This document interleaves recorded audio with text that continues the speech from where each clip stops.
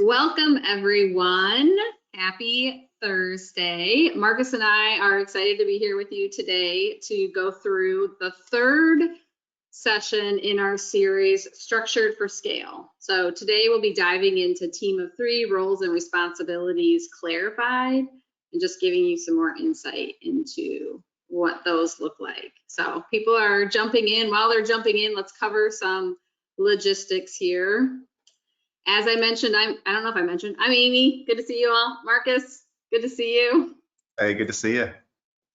We have CPE for today's session. In fact, in just a moment, Rachel will launch a poll. If you need CPE, we just need you to answer yes or no so we can get you a certificate. So that's a big deal for us over here. We're excited to be able to offer CPE. And there's that poll for you. So if you need it, yes or no, just please let us know. Part of being able to offer CPE means that you'll have polls throughout the session, so you are required to answer at least 3 out of whatever number of polls we ask. So many of you know the drill already, but. Yeah. And that's huge. So I think as the poll comes in, and then we'll maybe ask again for those that join a little bit later just to confirm that. But yeah, it's a big celebration.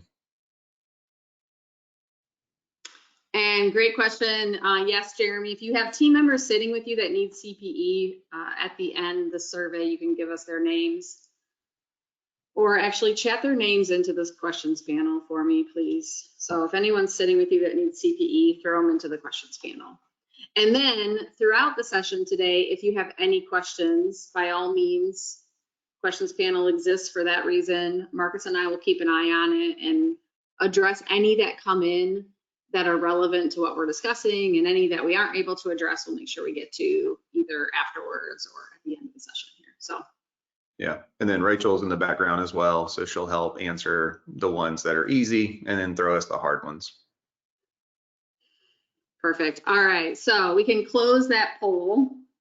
Thank you. So it is like, it is like official whenever you receive like the certificate in the mail. So that everything is good. We have a NASBA number, we have a Texas number for those CPE requirements. So this is legit. We're not just over here making stuff up. So that's a big certificate too. I think that's pretty. It's a big certificate. I don't know what I'm going to do with it, but maybe we'll send it to you and you can like post it on your wall. I'll put it back here. Yeah, that's perfect. All right. All right, well, let's get into our session today. We only have an hour with all of you, and it's a lot to cover. So what we want to make sure that we are discussing is, what are the responsibilities, qualifications, what are we looking for regarding characteristics of each member of our team of 3, and then what are they doing on a daily, weekly, monthly, quarterly, annual basis. We'll kind of break those down. And then after we've broken those down, we'll get into what does it look like to actually align your clients to your teams of 3. How are you going to break that out? And Marcus will take us through that. So, all right, let's get into, before I go there, I want to recap. If you are just joining us for the first time, there are actually 4 total sessions in this Structured for Scale. So we started with just an overview. The recording is available out there for you. We then went into the financial advantages of the team of 3, which we really got into, how are you calculating prices for team, how much can they handle, etc. And then what will come up after this session in June is implementation and execution. So trying to give you all the pieces you need in digestible chunks in order to move forward with the implementation inside of your firm and whatever tweaks you need to make to it. Yeah. That's fair. And that's a good point, Amy. Like, these are what's worked for us, but every firm is unique. Every internal team, every external list of clients is unique. This is not a one size fits all. It's a great structure, but there are going to be tweaks that every firm or leader can make once they go that route. Exactly. Yep. It's not a one size fits all. It's a make it your own, right? Correct. Let's do, Rachel already launched a poll, so we're going to just jump ahead. We'll do another poll here in a Just have placeholders. So, oh, or I lied. We're doing a poll. All right. So this is perfect. Do you have defined roles within your firm?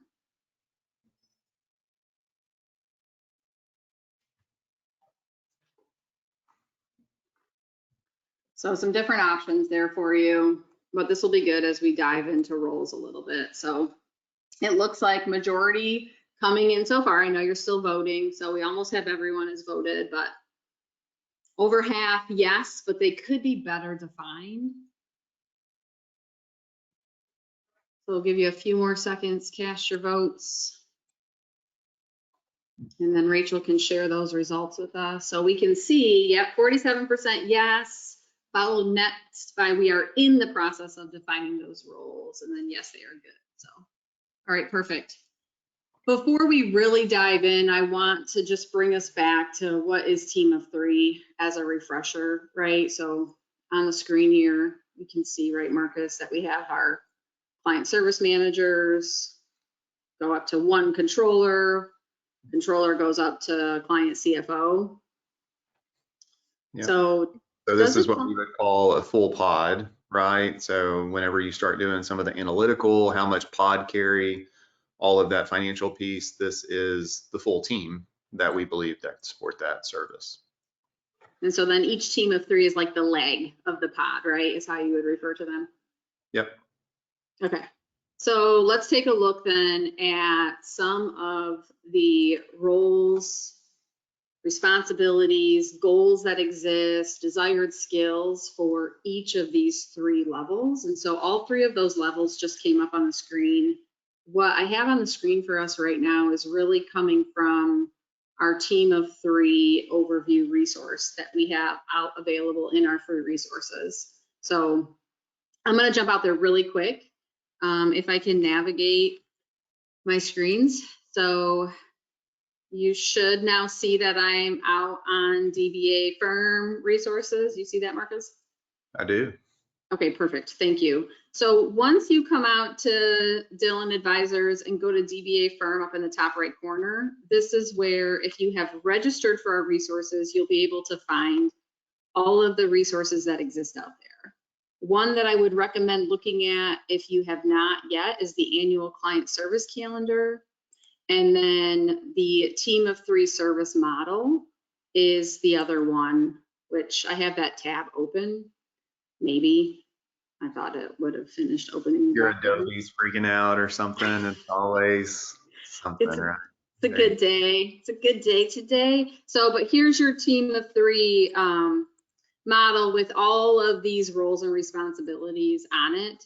So, and a little bit more about just Team of Three. So check that one out. The service calendar, we won't go into too much. I just want to point this out because we are about to go through what our days, weeks, months, quarters, years look like. And so this is just a really good collaboration. I don't know the word I'm looking for, right? But a good way to display it. So. Yeah, and I think this was put together in the season of a lot of us have kids in school, and you go back to like, what does the school curriculum calendar look like? So we employ a lot of working parents, so we just duplicated that and did it for our internal purposes, so they could have this at their disposal to kind of go through. And if you see, like, today is May 16th, and what that means is emails were immediately sent to all of our CAS clients, our families that we serve, on tax projection window opening. So we're taking their April financials, which were issued prior to the 15th. So we've got relevant, timely data for their business. And then we're also reaching out for some of those year-to-date brokerage statements. Maybe they have a W-2 from their spouse from another employer outside the business. So those emails were automatically sent with a list of questions, and then also a time to book on their controller's calendar, because that is the tax projection. So that's a little bit of what's built into this model as far as client service. Obviously, the higher the level of service, the higher the value, the more that you can charge. So all of that aligns, and that service calendar kind of keeps us honest to internal. We don't share that externally with clients or anything like that, but internally we kind of live by it. Yeah. And we've actually put all those pieces out into a team calendar that's shared, so everyone knows what's happening throughout the year. So that's good. All right, well, let's jump in here. So we have all three of our team of three up here, our client service manager, controller, CFO. Let's go just a little bit on like desired skills of each one. So if we start with the client service manager, how did we arrive at desired skills for client service manager? Yeah, so I think we took the kind of the population that we had of team members, right? So our internal team, what were the desirable characteristics of our best team members over the years and the ones that were really sitting in that CSM level role. A lot of this is what we kind of would say are minimums, so to speak, and we can build upon. So for us, we don't necessarily require a 4-year degree in accounting or a CPA to be a CSM. CSM comes in with maybe some basic knowledge and a lot of experience. That goes a long way compared to just a piece of paper that says you know what you should know.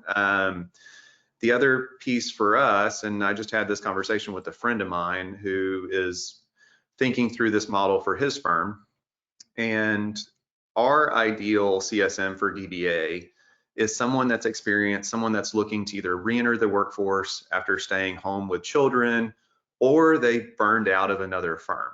And so I think that's the ideal CSM for us. Every firm could be different. This guy that I was talking to yesterday, his friend, he wants new college graduates and interns and kind of that pipeline. Well, he's got a different firm. He's got a larger firm that is a physical presence, and he can spend more time with those more green employees versus us. We want a team member that's really hit the ground running with some of the basic knowledge. The other piece is that they are used to using different technology throughout their career.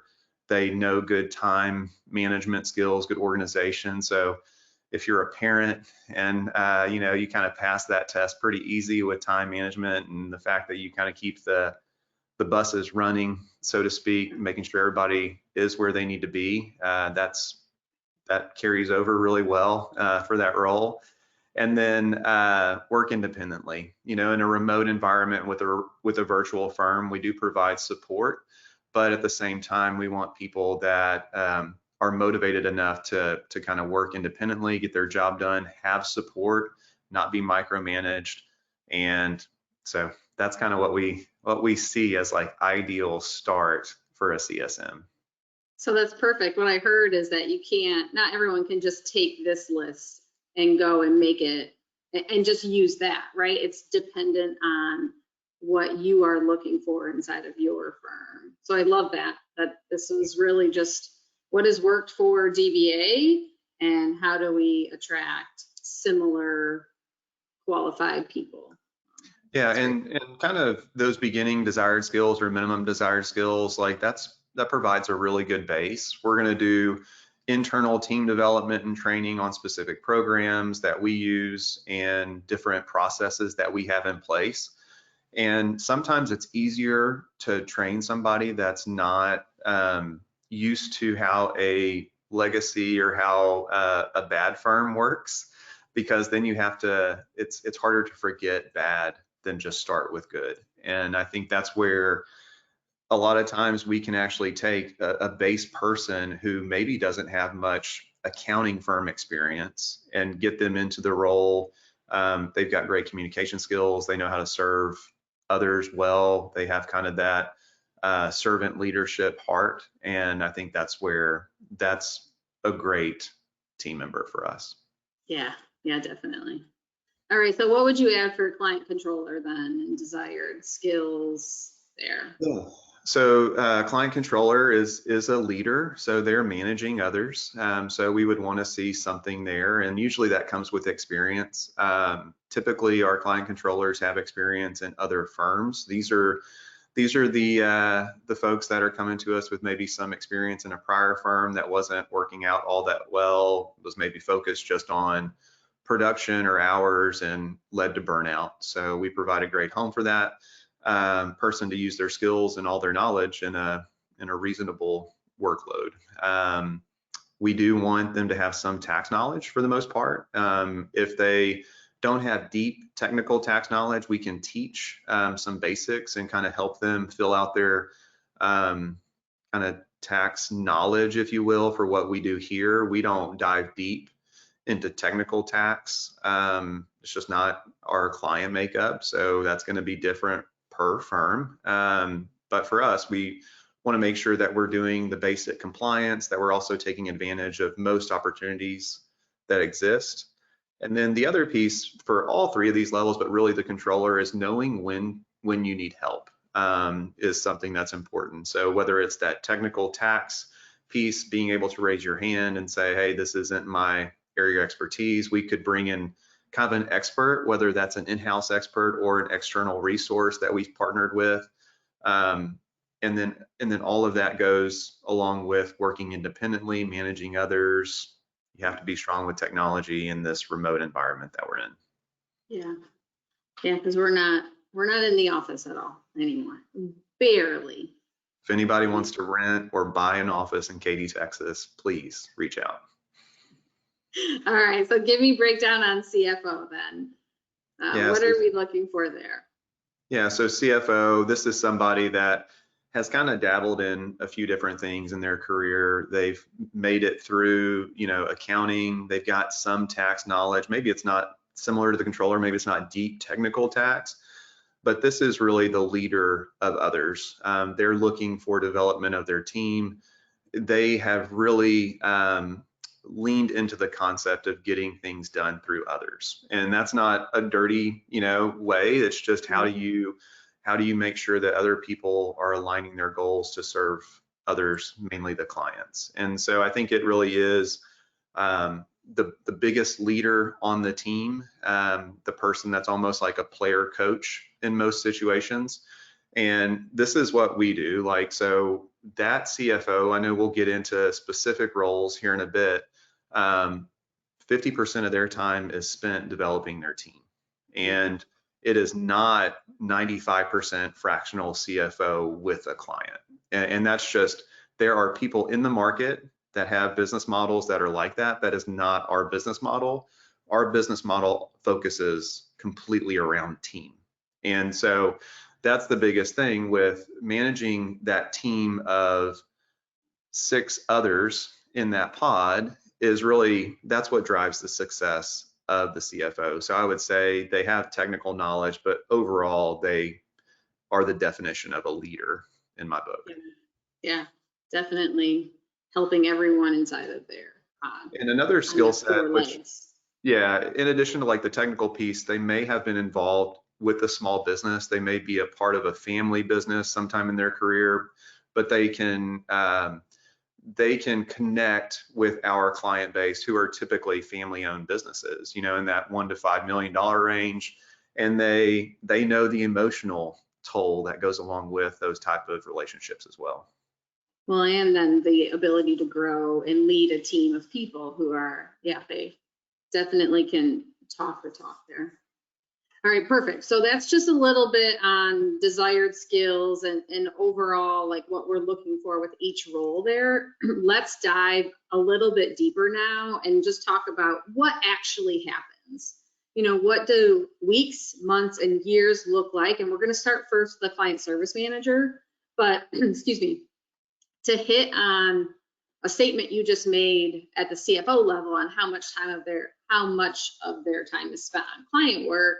Here we are at the CSM level as 85% is how much of their time is spent on client, right? That other 15% leaves room for team training, for internal team meetings, for CPE, PTO, all of the other things, but the majority of their time is spent on client work. So correct. Here we're breaking down, we're just starting with weeks first on what is a CSM focusing in on a weekly basis. And so you can see the list there, right? Client communications being one of the top ones. we have discussed before, Marcus, I don't know if we've done this in a webinar, but our CSMs are communicating directly with clients and they're the front line, right?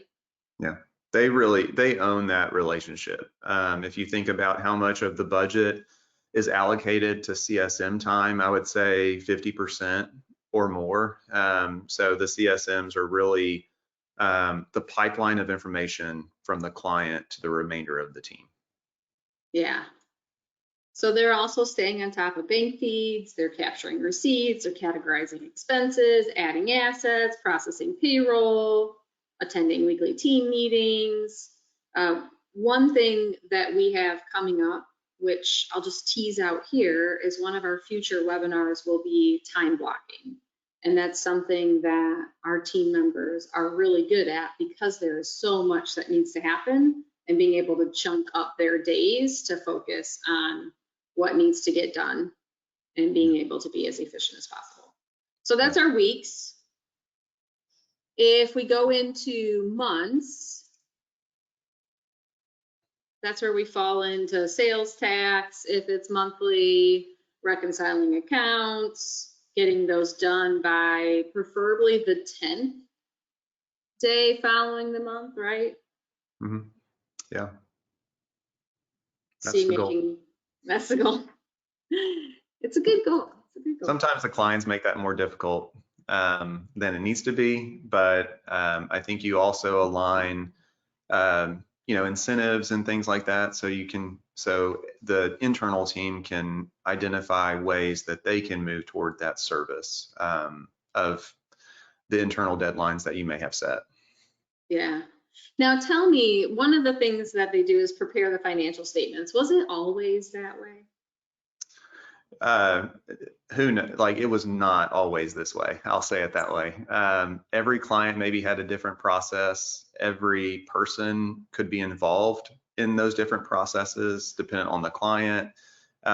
What this did for us is it allowed us to streamline processes internally and then allow the clients to know what team member is the most appropriate for their request or their need.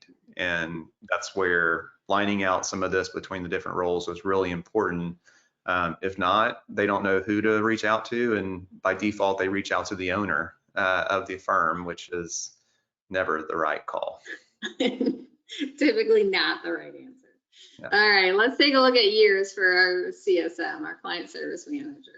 So when we look at just what's happening on an annual basis, the processing of 1099s, which they're staying on top of everything necessary throughout the year to make that as efficient as possible come the beginning of the next year. Processing of personal property tax returns, which we have here in the great state of Texas. I said here like I'm in Texas. This is cool. Hey, spirit, right? I feel like I need some Texas history, but I'll work on that later. And then also team retreats is something that we do. Yeah, just that, really that growth, that constant growth. How are they developing? How are they getting better for their role within DBA, and then holistically as a person for whatever's next for them, if it's a career beyond DBA as well. Yeah. All right, so that's a little bit about CSM, specifically what they're doing. Let's pause here for a poll. And this poll, Marcus, you stated something earlier about, a CFO, one of the skills is really the ability to utilize team and delegate. And so this question is about how would you rate yourself on your ability to delegate? So if there's multiple people sitting in the room with you, just take the average of all of you there.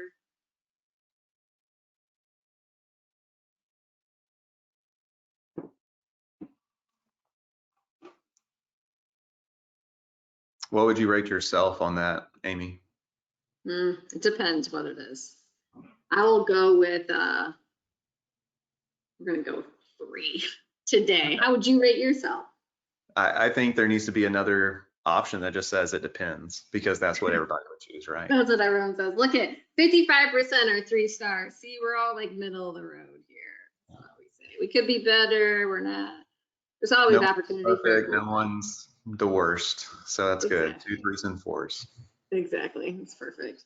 All right, let's talk about as a client controller. So as a client controller, here we have 70% of the time is spent on client work. And so why is a controller not at 85% like the CSM? Yeah, because they're leading others. This is that level up where you can't be a controller and really just log in to do production.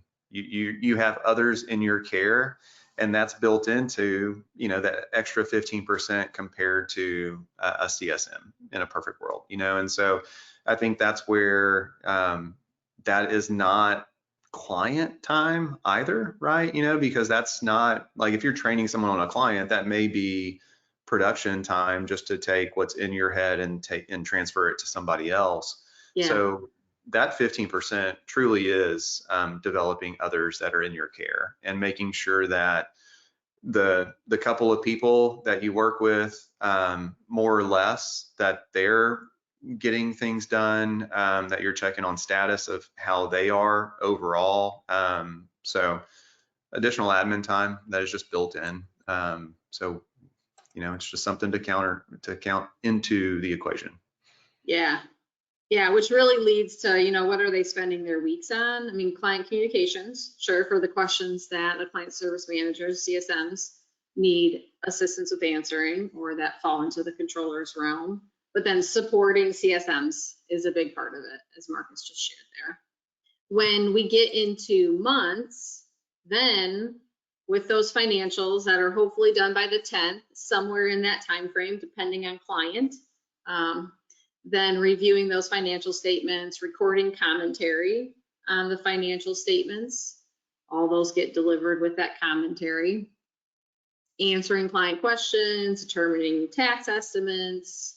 And everyone, as you'll notice here, is in charge of process improvement and professional development. So let's look at years, and then anything that you want to add, Marcus, feel free. But from a yearly standpoint, right, it's all tax related from a standpoint of tax returns, tax projections, reviewing those personal property tax returns. Yeah. So whenever you get to this level, there's a lot more review versus preparation. Like that's a theme throughout this. And, that's sometimes depending on the nature of the time of year, maybe a controller will have to do some prep depending on what the project is. They may have to help their CSMs, and our team is more than willing to do that. So, they'll just pick it up and help serve that CSM for a month by knocking it out and doing a little bit more of the prep side than just fully review.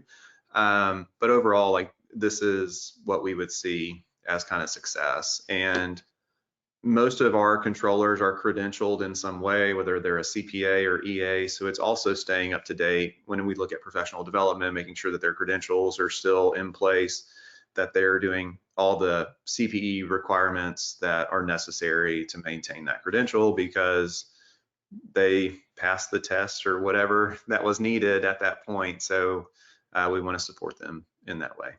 Yeah, stay up to date. Yeah. All right, let's do our next poll. Rachel, we're keeping you busy over there. So next poll, this will lead us into some future conversations today, but how many different industries do you deal with in your client base? Marcus, what's the answer to that question? So the different industries that we serve, and it's probably going to land in that 6 to 10. That's not a bad thing. It's just one of those where we may market to less than 5, right? So we may market specifically to medical professionals, dentists, vets, some other specialty that is professional service, but we do have more than what we just market to as far as in the client base, that we're either a really good fit, that we're a legacy client on the bus at one time, that we kind of fit into this model, or somebody that just was a really good fit from a different standpoint, but the industry wasn't a fit that we accepted into this model. That makes a lot of sense. You know, marketing to fewer, but accepting more. It looks like the majority is pretty close, between 6 to 10, 45%, and then more than 10 Yep. being the largest volume there. So thanks everyone for taking a moment to answer that. Let's jump into as a CFO now. So as a CFO, we are at 55% of the time spent on client work, which goes to what we've shared, right? With controllers are really all about supporting team. And so as you mentioned earlier, CFO is really about supporting the team and growing the team in knowledge and efficiency there. So let's get into, Marcus, you're a CFO. What is it that you do on a weekly, quarterly, and annual basis? So I'm gonna say, what does Leslie do as a CFO? Because Leslie's more the model CFO than who I am. Okay. I don't probably do everything I should, right, to support my team, but Leslie does a great job. And so we'll take Leslie as the example on Okay. this. But in this role, the CFO would definitely, be involved with client communications, supporting CSMs and controllers, full team meetings. They're likely for us, they're in leadership as well. So they're helping, drive the path of the organization moving forward. And those are weekly meetings. The other thing that's important, they're also doing one-on-ones with their team. So like Leslie has half of her pod that she meets with 1 week, and then the other half that she meets one-on-one with the next week. And then she takes it a step further and does a meeting of that combined group. So if she's meeting with a CSM and a controller one-on-one, then she'll meet with them collectively that same day, just to kind of line out that week and maybe the next week to make sure that everybody on that team of 3 is on the same page. So we don't encourage meetings just to have meetings, but it is something just in a remote or virtual environment to make sure that everybody's on the same page, that somebody isn't spinning their wheels or avoiding the project that is necessary to get done. So it's also having some accountability on a weekly basis with that team. Yeah, and staying on top of any client issues, questions that are coming up, right, that all 3 need to make sure that they're involved in discussing. Yeah, and in those weekly conversations, that's when things come up about new team members for the client side, that we need to really make sure if we're pricing the engagement the right way. That's kind of the first, new entity is added. So what do we need to make sure that is set up? M&A on the horizon, or something is requested that we don't, as a CFO, you don't want to impact your CSM or your controllers weeks and months as much as you have the flexibility as a CFO. So, and that's why CFOs have a lot more of that, 45% is for that other stuff versus, a controller and a CSM, their plates are pretty fixed throughout the weeks and months. So CFOs kind of help on some of that random stuff that pops up for a client throughout the year. Yeah. What about, you'll notice here I did quarters instead of months. So the other 2 we talked like monthly. What does it look like? So for a CFO, I put quarterly because not all of our client meetings are happening monthly here. So talk to us a little bit about what does it look like from like a client meeting standpoint. Yeah, so CFOs on a quarterly basis, this is the cadence that most clients are on. They are a quarterly touch point for the most part. We do have some clients that are on an annual touch point and some that are on a monthly touch point. And in this quarterly concept, we do have a call for a meeting with the client to kind of go over the trends that we see happening in their business based on the financial results that the controllers are delivering. We also help them think through, hey, there's a way to improve how you're doing this. Could be something as easy as like expense reports all the way up to like a big maybe software implementation at the client level that we would talk through. Professional development, everybody's doing professional development, and then reviewing a lot of the financials and just are clients on track throughout the year. So I think that's done on a quarterly basis as kind of a review touch point for the controllers as well, and making sure that Controllers reach out if something is, abnormal or something is coming down the pipe, but this is that built-in touch point to make sure that everything is aligning internally as well. Yeah, just based on strategies that they had discussed with client, maybe at the end of the previous year or in the previous quarterly meeting, right? Correct. So then annually, reviewing tax returns, but not necessarily like a technical review of tax returns, right? More of a review to make sure that any strategies or tax planning that needs to happen, or that we said that was happening, that it isn't aligned there, right? Yeah.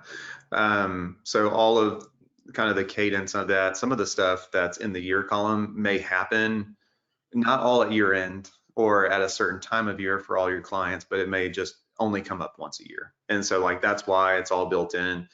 I think just looking at all of this and kind of knowing what Leslie's role is, what my role is on the client service side, you're also the primary fireman, like you're there to make sure that if something's kind of bubbling up or starting to smoke, that you're paying attention to it, because you want to make sure that your CSMs and your controllers aren't impacted by those fires. So as CFOs, you kind of jump in and maybe have a hard conversation with the client or a hard conversation with the team member to make sure that client service and goals are staying like moving throughout the year whenever you look at this role. All right, so that's a look at, for each role, what does the days, weeks, months, quarters, years look like? Yeah. If there's any questions, feel free to fire those through, but any other things you want to add now that we went through all three, Marcus, before we jump into just a little bit of like aligning clients with team? So I think when we step back and looked at the client needs and why we built out the services that we did, and then built out the team to provide those services, CFO is the only role that adjusts to a quarterly, monthly, annual touch point. Client service managers and client controllers are in place regardless of the client's touch point with a client CFO. So they're, regardless if they're an annual CFO client or a monthly, they're still getting monthly financials delivered by the controller with voice over commentary. They're still getting 2 tax projections a year, everything like that. And the reason why we did it that way and stabilized those 2 levels is because we believe that every small business client needs controllership services at a minimum. Not every client needs CFO services. And so do clients want to opt into CFO services on a monthly, quarterly, annual basis? Potentially. And that just depends on the needs of the client, on the needs of the business, what they're going through at that time.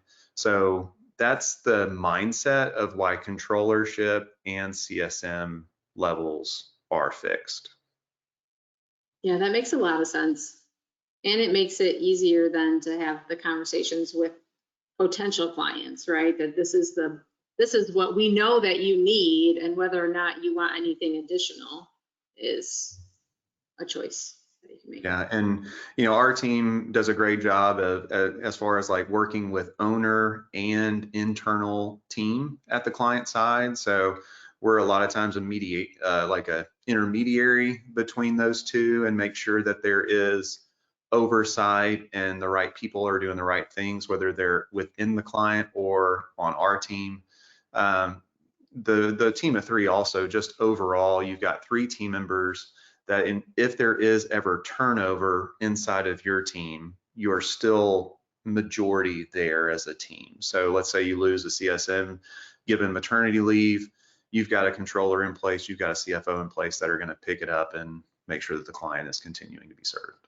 Right, exactly. There's familiar faces too for the client as well. Yeah, and then the last point on all of this is within these 3 levels, we're fully serving the client throughout the year, and maybe even their time as a client. We may have to go out to a vendor relationship or a partner relationship for something like a cost segregation or something that we don't do in-house. But we're going to be there with the client at their side, given a warm relationship and making sure that we're helping that, kind of get done and get achieved. That all lends to all the knowledge of that client stays within one team. And so if that CSM sees that there was a child added to payroll, and maybe that was because of a conversation that a CFO led on tax strategy because the controller brought it up within a tax projection, that whole team is involved in that decision. And so when we go to do a tax return at the end of the year, it's not a surprise to us, and we didn't miss that new dependent child's W-2 that's now on the payroll. So I think that's why kind of condensing the team that maybe touches the client throughout the year was important for us, because as our team grew and we had different service lines and different point people for different services within the firm, some of that knowledge was lost on client service. Yeah, so what I'm hearing is that communication, like the team approach really helped the communication amongst the team, which then in turn just amplifies the client service and what they're receiving. Let's say for one of my teams of 3, I mean, I've got a Teams channel where we're communicating as a team of 3 throughout the day. Like, hey, like this client or this doctor's got this going on. Did you know about that? And before I go into any meeting, I ask them, is there anything that you want me to communicate or touch on to support them, right? Like, hey, payroll is kind of getting a little bit weird over here and you're getting lazy. So it's all of that. Like, you're able just to have a better internal communication that lends to better external communication as well. Yeah, that's perfect. All right, let's do another poll here. All polls today. We threw an extra one in at the beginning about CPE. If you joined late and you would like CPE for today's session, please indicate that in the questions panel. Just let us know you want CPE. So this question is, who will be responsible for documenting the roles and responsibilities within your firm? Now, many of you already answered that you have your roles defined, but you want to improve them. So if they're getting updated, who will be responsible for updating them? Most of you attending the webinar today are attending because you are responsible for updating them. So, well, that percentage is changing a little bit, but that was the front runner there. It's pretty even. If there's any in other, we may need to, majority or second to most in other. So that would be interesting to see what that is. So if it's other, put that in the questions panel maybe, so we can know what those are. Yeah, chat it to us. Yeah. Love to see it. All right, let's talk next now. Let's spend the most of our remaining time just on aligning this now, right? So we've gone through responsibilities, we've gone through what does it really look like on a regular basis there, what are we focused on and why? So here is, how do we start to align our team members and our clients in order to be able to really harness a team approach, and what's the best way to go about it? So we're just going to start with clients. And Marcus, if you'll just talk us through like what it looked like inside of DBA going through clients to get into a team of 3 and who was working on which clients. Yeah, so first you need to evaluate your client list, and you may have a model in mind that you want to move towards. Maybe it's something like this team of 3 model where you're moving your client base over to monthly recurring touch points, monthly recurring revenue, and it's an ongoing relationship throughout the year versus a once a year touch point and everything that comes with that. So so whenever you sit down to grade your clients, you definitely need to start with a roster. Like, who do you already have on the bus? And then who is going to make that journey with you on the client side? Who is a good fit for where you are going? And so the easiest way to do that is associate, a grading system, A, B, C, D on that. And that's where you would probably start. So pull a report of what clients spend the most money with you. You don't want to just grade your clients without taking that into account. And before you do that, you may also want to spend some time within your client list and group your clients. So our clients within DBA are based on family relationships. So we group all of our clients under a main family, and then we know how much that whole family spends with us throughout the year, throughout the month. And in doing so, it helps us make better decisions on which client families phase out or we try to go deeper with.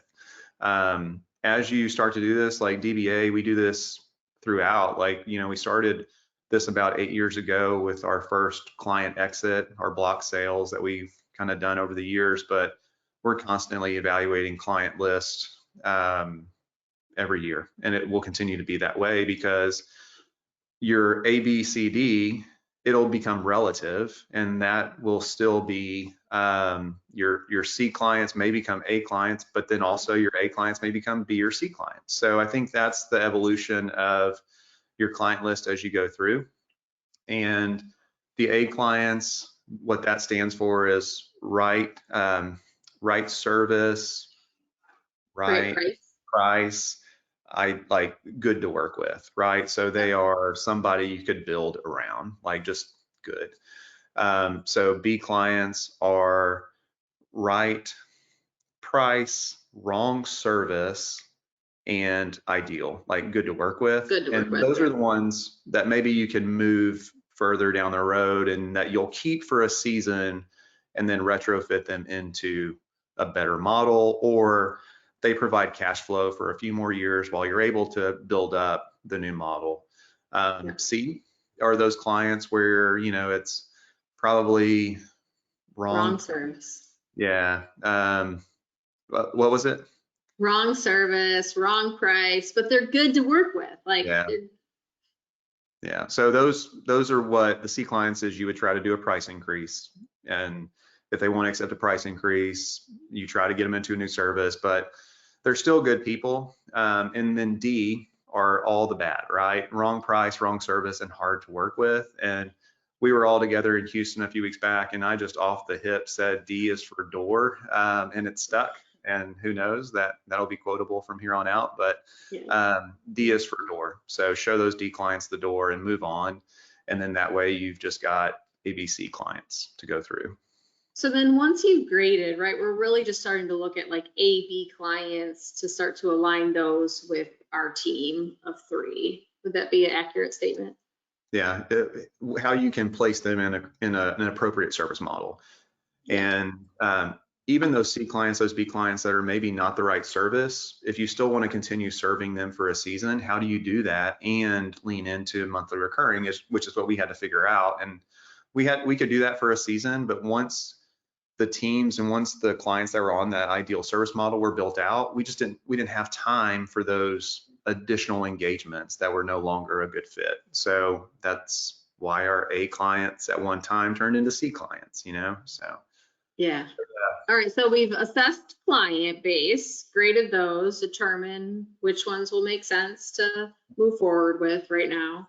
And then we move to team, and we need to do a similar thing with team, but not necessarily grading the team members. So talk us through what did it look like with our team? Yeah, we are in the people business, right? So things get messy really quick whenever you have people and emotions. And so a lot of times you begin these conversations with, how can I just get some data, right? Some just black and white data. So it all goes back to communication. That black and white data could be, how much do you want to work? Like, that's a very real conversation today. How many hours a week do you want to give to the business that we have? What is their skill set? How are they wired? So you may do some strength finder or some different internal, skill set attempts to see how they fit long-term, what role is best for them. And not saying that that's going to trump anything, but it also lets you, kind of know how they think about certain things or how they're wired. Yeah, and planning how to play to strengths, because if they're doing what they love to do, then they're happier doing it, right? Like everyone should be doing something that plays to their strengths, and then also challenging themselves. And I think with all this, it's candor is weaved throughout, and you do it as like just a normal person having a conversation with your team members, because some of these answers may just be for a season in life. Maybe they've got young kids, or maybe they've got aging parents that where they can't commit like they would want to at this time, and that's okay. Like you'd rather have that conversation and have a level set to where in this season I need you to be a CSM and be the best CSM for your controllers and for your team. And then one day, yeah, I could totally see you as a CFO, but in this season of life, this is maybe what is best. And all that happens through communication. Yeah, can do nothing without communication, right? So figuring out what role they see themselves in, right? And digging into that. Okay, so we've assessed clients, we've assessed team. Then we get into assessing different industries, which is why we asked this question earlier. And so what's the goal we're trying to accomplish here as we assess industries? Yeah, the more synergy you can have, even within that team of three, as you build those out, the better. So we looked at the clients that we were serving, and whenever you're grading those clients, you could also look at industry and see like, is this the only restaurant client you have? And are you the best fit for this client now or long term? So whenever that starts to weave into the conversation, then you're able to say, hey, if we're going to serve them, we need to pair them with this team versus that team. And once you start to kind of look at inventory and see similarities in your client base, like you have a lot of dentist clients or you have a lot of vets, then you can actually pair those groupings together to where a majority of those clients are served with one single team of three. And what happens in that instance is you start to build up industry knowledge, industry expertise. You can start to provide benchmarking within the team, but also maybe to a client base. And once you start to develop, industry knowledge, you're just going to see things because you have like you just see it more often, right? You're going to see things that look abnormal versus correct. And that's just where we've kind of leaned into. And then you can also market specifically to maybe that industry and highlight that team, those exact team members that those potential people may work with if they do become a client.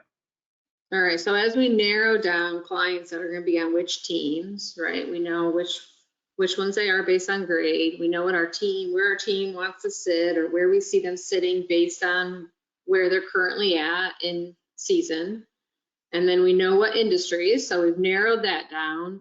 Then the final thing that we look at, right, as we think about aligning all of these are the relationships that already exist, right, Marcus? Yeah, and that's where maybe somebody came in because they were connected to a team member. And so do you align them, like that may be a good thing, that may be a bad thing, right? And so do you align them and place them within the service model based on that relationship? But then the next piece is kind of looking at the team that's going to be serving that relationship. If you have a certain industry that maybe it's attorneys, right? Because we can all throw attorneys under the bus all the time. And you have people that don't like to work with attorneys, then you don't pair them with attorneys because then the likelihood that they're going to be here long term, either as a client or as a team member, is probably not likely. And so I think those are the things that you would think through relationship wise. You also have to look at relationship within the actual team of three, who connects on the team better than others. And you're only going to do this maybe once or twice, maybe once, make some modifications, and then hopefully it starts to click and just gets better as you make small tweaks. Yeah. All right, so that's our look at aligning.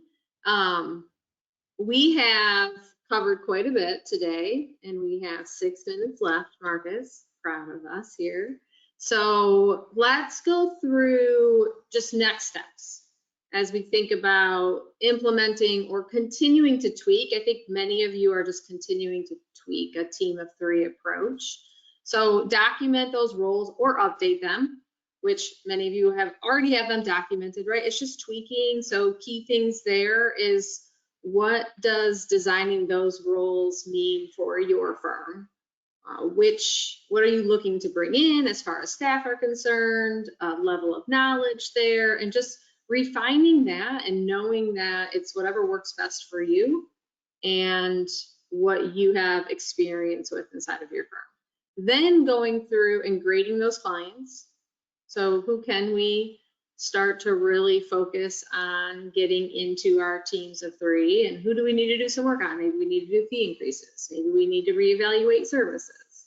Maybe we need to show them to the door, as Marcus, if they're a D, as Marcus has said. And then thinking through aligning team, right? How do we, at one point inside of DBA, we had 41 different variations of teams of 3 legs that existed out there, and just continually refining that to get down to, what do we say we were at now, like 8 maybe? That has maybe changed, but somewhere. Plus or minus, right? So I think the one mistake that I would bring up that we did was, whenever we built out the teams to serve clients, we did it based on like the clients kind of drove those decisions of the team. So whenever the client came in, we looked at the whole team, CSMs, client controllers, and CFOs, to see who had additional availability, and then we would assign based on that. That wasn't the right way. So we now look at team availability, not necessarily individual availability. So good word of advice for everyone. Team availability, not individual team member that's out there. All right. I have 2 step 3s. 2 step 3s out there. Did you notice that? 3.1, 3.2. We're good. Align the team and download the resources.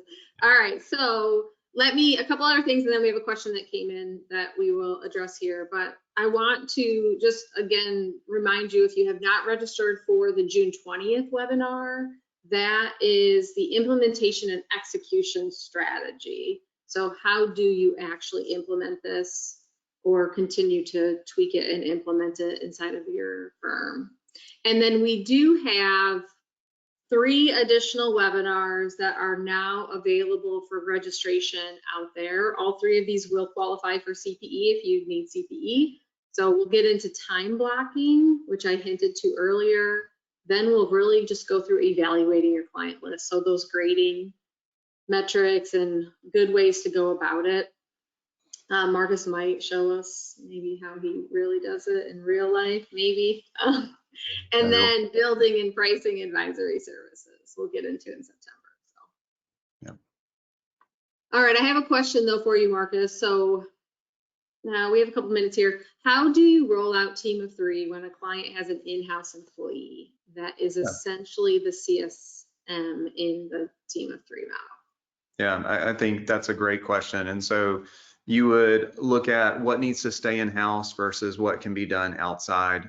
More than likely, that in-house person is overwhelmed or has too much on their plate. That's great to identify. So it's being a trusted partner with them to kind of make sure that they don't see you as a threat. So what can be taken off? The selling feature to the owner is that we provide oversight, because what happens if that in-house person doesn't show up one day? You have a whole team that knows kind of the system. Sometimes that's a spouse in the business as well. So I think those are the fun conversations that come along with building that team out and kind of showing the value. But yeah, we have clients that have internal bookkeepers or really good office managers that we work alongside. Those office managers may help pull payroll data. They may help with onboarding and different things like that with team and payroll. They're really the ones that are also in-house. We leave invoicing and AR in-house because we want to make sure that the in-house team knows who's paying and who's not, so that they can make quicker decisions on turning off services with clients. We can outsource bill pay, we can outsource payroll, all that good stuff to DBA, but those internal people are usually best spent within their internal team, but then also that business's client base. we typically don't reach out to that client base. Perfect. Thank you for answering that, Marcus. Yeah. All right. Well, thank you everyone for joining us today as we went into the third Structured for Scale series, Roles and Responsibilities Clarified. We appreciate all of you. If you have any other questions, feel free to fire them through the questions panel. Otherwise, you'll get your CPE certificates within 24 to 48 hours, and we will see all of you again in a month. Thanks, All right. Marcus. Thanks so much.